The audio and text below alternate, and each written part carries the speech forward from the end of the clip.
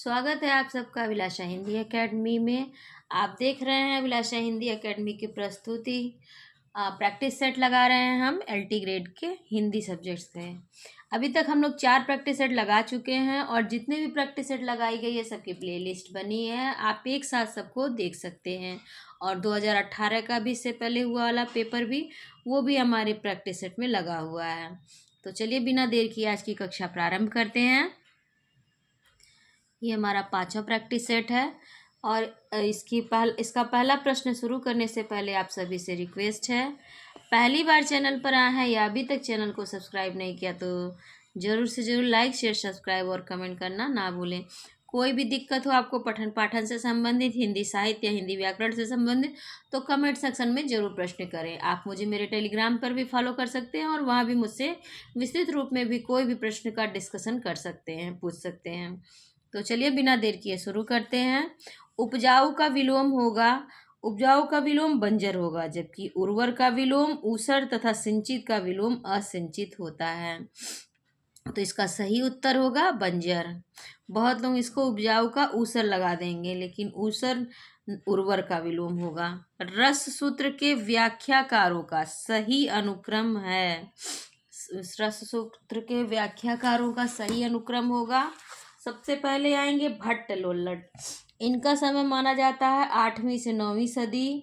दूसरे नंबर पर आएंगे शंकुक, शंकुक का समय माना जाता है 9वीं शताब्दी।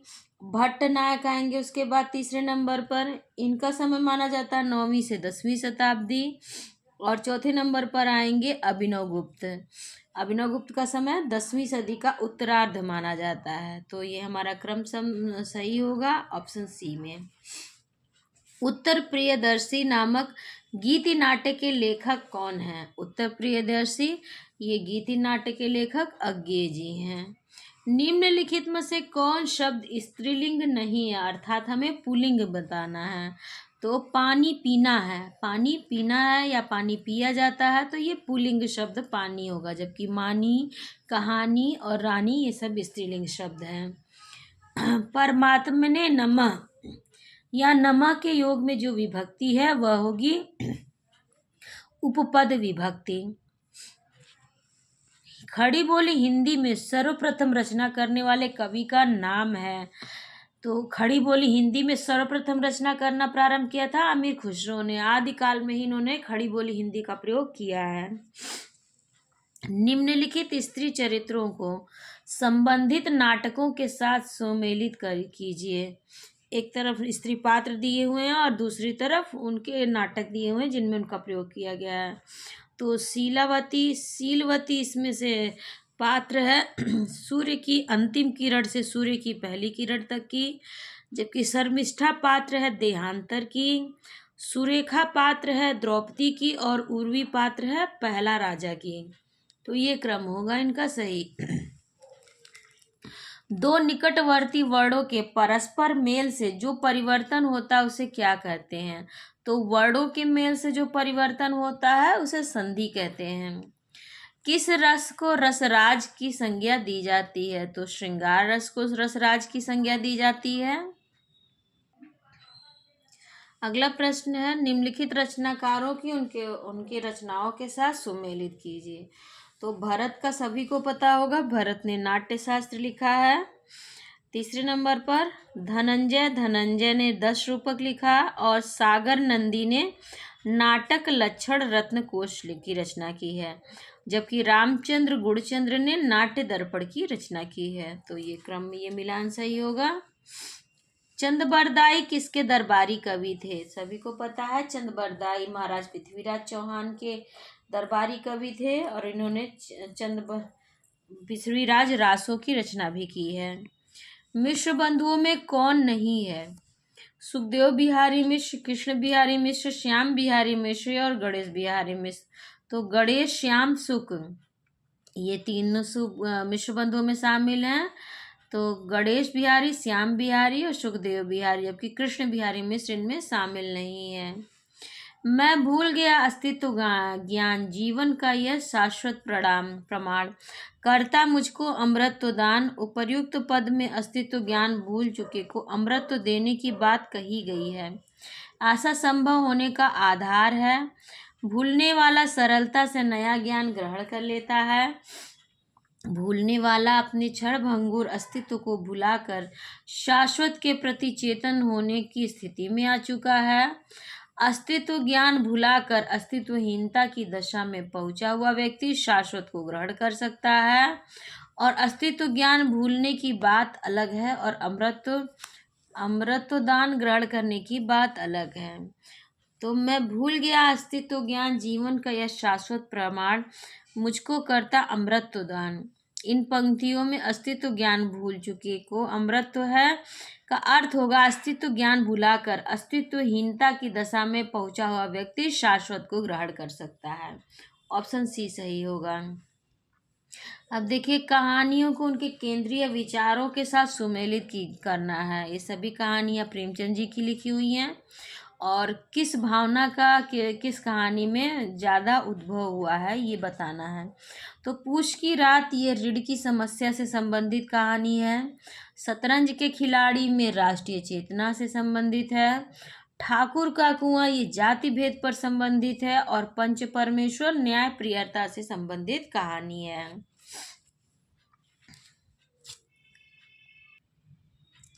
अगला प्रश्न, एक बूंद सहसा उछली यात्रा वृत्तांत के लेखक हैं। एक बूंद सहसा उछली ये सच्चिदानंद हीरानंद वात्स्यायन की का यात्रा वृत्तांत है। महाश्वेता किसका पर्यायवाची है? लक्ष्मी का, सरस्वती का, पार्वती का या सीता का? तो महाश्वेता सरस्वती जी का पर्यायवाची है। काव्य लक्षण और उनके प्रतिष्ठापकों का सुमेलन कीजिए। एक तरफ काव्य लक्षण दिए हुए हैं, दूसरी तरफ उनको सुमेलित करने वाला दिया गया है। तो इसमें देखिए, शब्दार्थो सहितो काव्यम, शब्दार्थो सहितो काव्यम ये भामा का, आचार्य भामा का कथन है।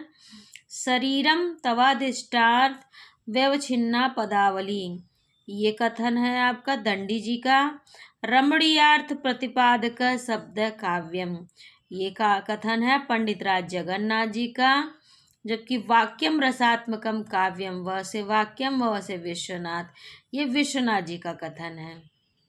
शब्दार्थो सहितो काव्यम भामा, शरीर तवाधिष्ठार्थ व्यवच्छिन्ना पदावली ये दंडी का। रमणीयार्थ प्रतिपादक शब्द काव्यम आचार्य पंडित जगन्नाथ का। वाक्यम रसात्मकम काव्यम विश्वनाथ का।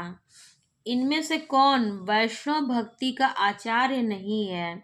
वल्लभाचार्य, माधवाचार्य, शंकराचार्य और रामानुजाचार्य। तो शंकराचार्य इसमें से शैव भक्ति के आचार्य हैं।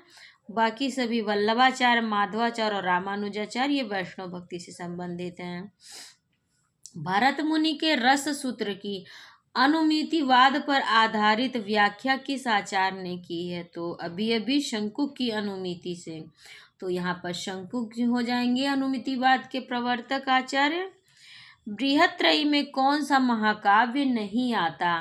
किरातार्जुनीयम, शिशुपाल वधम, नैषधीय चरितम और रघुवंशम।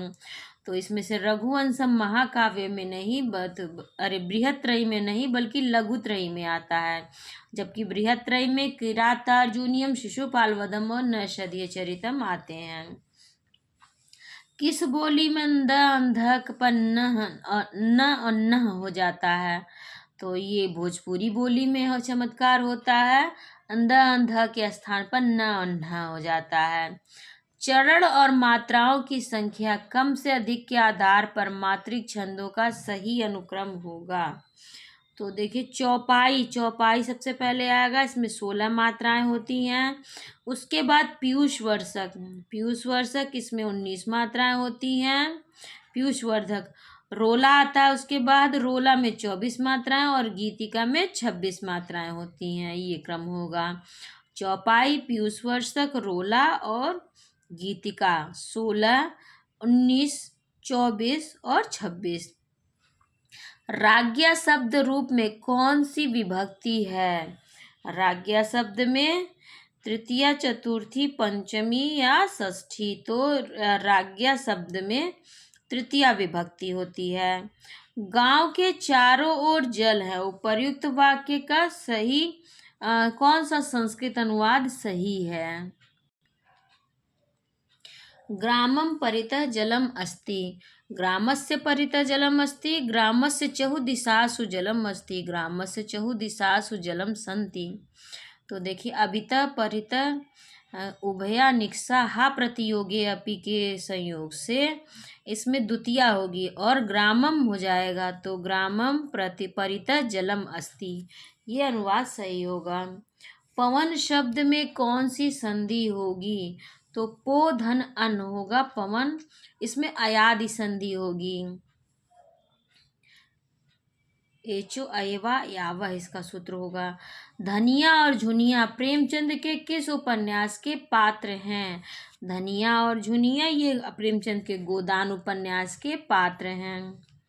निम्नलिखित हिंदी साहित्य के मध्यकाल में ब्रज भाषा का साहित्यिक भाषा के रूप में विकास इस कारण हुआ। पहला था, इस ब्रज क्षेत्र ही उस समय शासन सत्ता का एकमात्र केंद्र था। उस समय की सभी भाषाओं से ब्रज भाषा ही सबसे अधिक संबद्ध थी।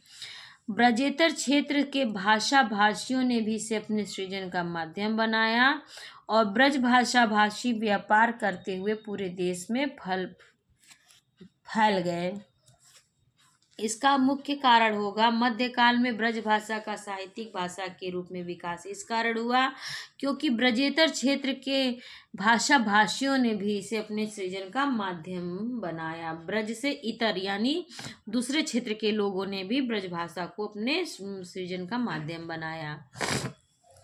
आदिकाल के लिए बीजवपन काल नामकरण किसने किया? तो बीजवपन काल महावीर प्रसाद द्विवेदी ने किया था। संशय की एक रात के लेखक हैं। संशय की एक रात नरेश मेहता की रचना है। अर्धकथानक किस विधा की रचना है? अर्धकथानक इसमें से आत्मकथा विधा की रचना है। सबसे पहली आत्मकथा मानी जाती है बनारसी दास जैन की और अर्धकथानक शीर्षक से ही डॉक्टर नगेंद्र ने भी अपनी आत्मकथा लिखी है। शब्द के द्वयार्थी योजना से कौन सा अलंकार होता है?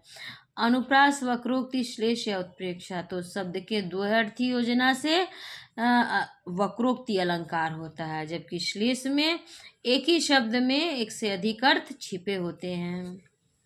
इनमें से पश्चिमी हिंदी की बोली कौन सी नहीं है? ब्रजभाषा, बघेली, कन्नौजी और बुंदेली। तो इसमें से बघेली पूर्वी हिंदी की बोली है।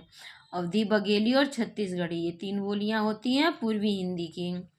वह घर से बाहर गया, इस वाक्य में से कौन सा कारक है?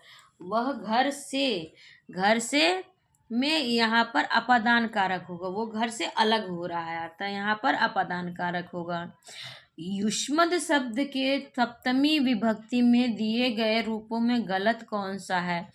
तव, त्वयि, युवो या युष्मासु। इसमें से तव नहीं होगा, तव रूप इसमें गलत दिया हुआ है। निम्नलिखित में से कौन कवि अर्थ गौरव के लिए प्रसिद्ध है? भारवी अर्थ गौरव कहा जाता है अर्थात भारवी इसमें अर्थ गौरव के लिए प्रसिद्ध है। निम्नलिखित संस्थाओं की स्थापना का सही अनुक्रम क्या है? देखिए सबसे पहले क्रम आएगा काशी नागरी प्रचारणी सभा का, इसकी स्थापना हुई थी 1893 में। उसके बाद क्रम आएगा हिंदी साहित्य सम्मेलन की, इसकी स्थापना हुई थी 1910 में। उसके बाद क्रम आएगा दक्षिण भारतीय हिंदी प्रचार सभा की, इसकी स्थापना हुई थी 1918 में। और लास्ट में क्रम आएगा केंद्रीय हिंदी निदेशालय की, इसकी स्थापना हुई थी 1960 में। काशी नागरी प्रचारणी सभा 1893, हिंदी साहित्य सम्मेलन 1910, दक्षिण भारतीय हिंदी प्रचार सभा 1918 और हिंदी साहित्य सम्मेलन केंद्रीय हिंदी निदेशालय, इसका क्रम होगा 1960 में। इनमें से किस छंद में प्रथम व अंतिम शब्द समान होते हैं? तो कुंडलियाँ छंद में ऐसा होता है जिस शब्द से शुरुआत होती है उसी शब्द से समाप्ति होती है। 2 चरण दोहे के और 4 चरण इसमें रोले के होते हैं। 6 चरण होते हैं कुल इसमें। और छठवें चरण में नहीं, 5वें चरण में कवि इसमें अपना नाम भी देता है। भरत मुनि के अनुसार नाट्य वृत्तियों का सही क्रम होगा। भरत मुनि के अनुसार नाट्य वृत्तियों का सही क्रम होगा भारती, सात्वती, कौशिकी और आर्भटी। साहित्य है शिवेतर रक्षते, सामान्य के लिए है, सबका हित चाहता है, का कार्य बिंब का निर्माण करना है। तो साहित्य इसमें होगा शिवेतर रक्षते, सब सामान्य के लिए है और सबका हित चाहता है। तो ऑप्शन बी इसमें सही होगा। निम्नलिखित में से कौन सा नाटक श्रीनिवास दास का नहीं है? श्रीनिवास दास का रणधीर प्रेम मोहिनी, महारानी पद्मावती, तप्ता संवरण और संयोगिता स्वयंवर। तो इसमें से श्रीनिवास दास का महारानी पद्मावती लिखा हुआ नाटक नहीं है, जबकि रणधीर प्रेम मोहिनी, तप्ता संवरण और संयोगिता स्वयंवर ये सभी लाला श्रीनिवास दास के लिखे हुए नाटक हैं। तो इस कक्षा को मैं यहीं पर विराम देती हूँ। इसके आगे के प्रश्न 41वें प्रश्न से हम इसके अगले भाग में देखेंगे, इसकी अगली कक्षा में देखेंगे। तब तक आप सभी से अनुरोध है, कोई भी प्रश्न हो जिस पे आपको कोई समस्या हो आप कमेंट सेक्शन में ज़रूर पूछें। मेरे टेलीग्राम से भी जुड़ जाए, वहाँ भी आप मुझसे प्रश्न कर सकते हैं। पहली बार चैनल पर आए हैं तो ज़रूर, पहली बार चैनल पर आए हैं या अभी तक चैनल को सब्सक्राइब नहीं किया तो ज़रूर सब्सक्राइब कर लीजिए। कोई भी प्रश्न हो, कोई भी सुझाव तो कमेंट सेक्शन में ज़रूर दें। आप सभी का बहुत बहुत धन्यवाद।